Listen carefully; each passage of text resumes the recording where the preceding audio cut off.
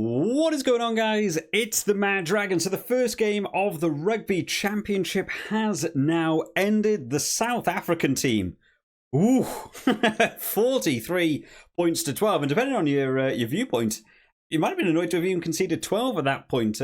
Gordon getting the try in the 81st minute certainly didn't feel like it was going with the flow of the game, but I thought I'd try a bit of a different style review. We're going to do a bit more of a shortened format as we lead up towards the World Cup. It might be a way for me to do a few more of these reviews on the channel, just to cover a few more games as they're a little bit shortened. I do like to ramble in some of these review videos. So if you enjoy the shortened format, make sure to drop the video a like and drop down in the comment section what you thought about this game, because there was certainly a lot to look at in this one. So South Africa taking this one 43 points to 12 by the end. A really good game from them. Grew into the game, I think it's fair to say. The opening 15 for South Africa, although they had dominant possession and, the territory, they didn't quite, have all the pieces moving together. I did say in the preview video that with how many changes they'd made from, like, my personal starting choice South African team, I was a bit worried maybe they'd made too many changes, this sort of mixed team, whether it was going to be too much going on, but I did think that the bench for them was much stronger, and that as the game grew on, South Africa would grow into it. They actually grew into it much quicker than I expected. The opening 15 for them did have a few handling issues. We saw loose passes going a little bit awry, and it was actually Australia that got on the scoreboard first, going through Betty down on the wing, an absolute monster that he is, getting over for his try in the 8th minute, taking Australia to a 5-0 lead, because Reece Hodge today, kicking. No, not good. 0 from 3 for Reece Hodge, including some questionable choice to go for some kicks at one point. One thing that did stand out to me, more in the first half than in the second half, when South Africa just really began to dominate, was Eddie Jones's impact on this Australian team. You can really see certain key areas that were being used in the England team slowly making their way into the Australian team. Now, of course, it's the first game for them under Eddie Jones. There's a lot of new things for them to take on board. But I actually thought in the first half they were really trying, loading up on the defensive side. They were certainly going more for like a blitz defense technique, which we got to see, England use so often. Again, it carried over some of the same issues that they had with players rushing a bit too quick, getting offside penalties, just too desperate to get off the line, narrowing the defense. They obviously expected South Africa to work their way through the forwards by how narrow Australia were defending, and then every time Australia had the ball, they were kicking back deep. They were trying to pin South Africa back in their own 22, and we got to see that, originally with the England team from Eddie Jones, pinning another team back into the 22, forcing them to either try and run it out of their 22, which is a hard ask, or they're going to kick the ball back to you, and then you can launch your attack. It was also sort of seen in the way the line-outs were working. The line-out system for England was such a big platform for Eddie Jones. The line-out system today for Australia, I would say on the whole, was actually better than South Africa, at least for the first sort of 60-odd minutes. I think the Australian line-out was better, and they were trying to use that as a platform to get South Africa to kick them back the ball, have their own line-out, and launch that attack. But so much of their defensive setup was around blitz defense while other players drop back and wait for that kick to come back. And the game management from South Africa, very, very good to sort of see that this is what's happening and actually not play into it at all. They didn't really do necessarily the Springbok style, all the box kicking and going through the forwards and stuff. Manie Libbok, what an impact this guy made into this team. I was truly impressed. Now, in this game, Kurtley Arendse did get 3 tries, got his hat-trick, and did get named man of the match. But for me, Manie Libbok, I thought, was extraordinary. I would have absolutely given him the man of the match in this one. I thought he ran the game fantastic. I believe it's his first start for South Africa. I think he's on like 3 caps. This might have been his 4th cap. But this is his first actual start. And I think he absolutely landed as, an international fly half role. I think he did a superb job. He was controlling the game. He was working very well with Cobus Reinach, telling him where to go, how they were going to organise their attack. And just noticing that Australia was sitting deep waiting for these kicks, and instead they just shifted it out wide, and that's where we got to see the wingers have such a good time. And that's actually how we got to the first try from Arendse. Canan Moodie actually going down on that right-hand wing, making huge ground. Australia having to go into recovery, setting again narrow defensively, waiting for the box to go through the forwards, and they just didn't. Went out wide.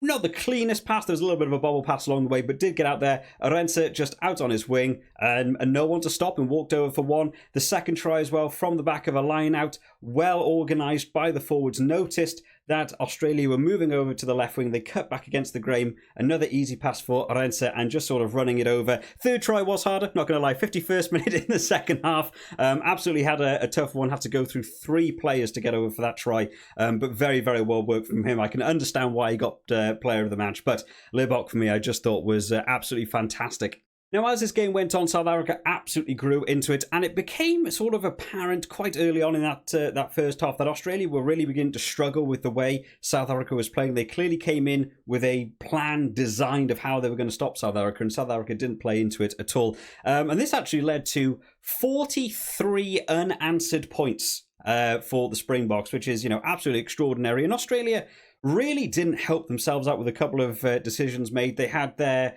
kick towards the post for the conversion from the Corriabeti try, missed. Right at the end of the first half, they were 17-5 down and got given a penalty in the 41st minute. They're about 60 metres away from the try line. I expect them to go up the field. You're down on the board. They haven't had the greatest amount of possession because of how much they were kicking it away. And they were given a penalty, and they decided to go for an extremely long kick. And Reece Hodge has an incredibly long boot, but it was very, very fast. 66 metres to make that kick. Fell short. It was actually probably his most accurate kick of the day. It was just short of the post. But it was 0 from 3 from him in terms of the kicking. And that was such a weird decision to me. You're already down on the board. It's the end of the half. You might as well use the penalty to move you up the field and see if you can maybe get an easier score, move yourself into an easy position for the 3 points or a drop goal or work your way to a try. Odd decisions from them. The penalty count for Australia. Oh, man. Really, really struggling in this game. So many penalties. In terms of the breakdown, they were doing extremely well. Again, I think that Eddie Jones influence for me, the way they were getting the tackles in and getting people over the ball, they were catching South Africa out on a couple of occasions in that breakdown, getting their own jackal penalties, causing themselves a nuisance at the breakdown zone.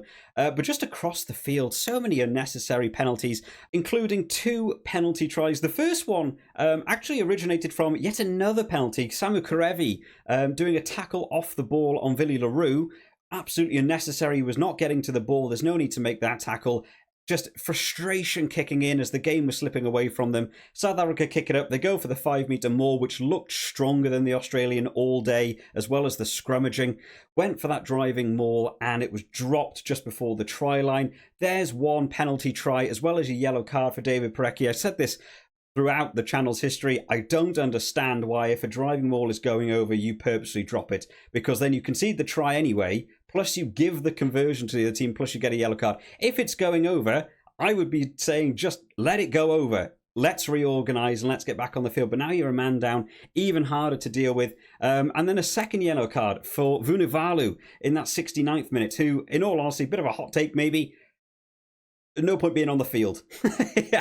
Maybe he heard he was in my Super Brew fantasy team and decided to just completely screw me over. But I think every touch of the ball he had, any tackle he went into, held onto the ball, gave away a penalty. And then the South African team spreading out wide, could have been Arence's 4th try of the game, slapping the ball down. I'm not actually technically sure if it went backwards. It was quite hard to work out from the camera angles if it was like purposely knocked forward or just knocked down. But I certainly think he wasn't really attempting to get the ball, and it stopped a try going out further on the wing. So a yellow card from him as well. But a rather frustrating second half for Australia. We really didn't get to see them, I think, as good as we could have done in this game. And Eddie Jones will have been really annoyed by it. But the South Africans absolutely made a superb game of this one. 3 tries for Arends, Pieter-Steph du Toit getting over for his 2 penalty tries. Libbok on about a 60-70% kicking ratio today. Absolute boot on him. A couple of the kicks he knew as soon as he kicked it didn't go his way. But I think his general game management around the field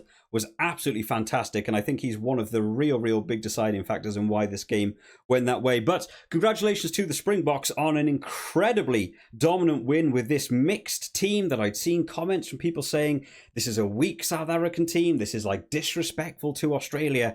No. This is them mixing it up, getting ready for the World Cup and showing some depth and what they can do when all those pieces connect together.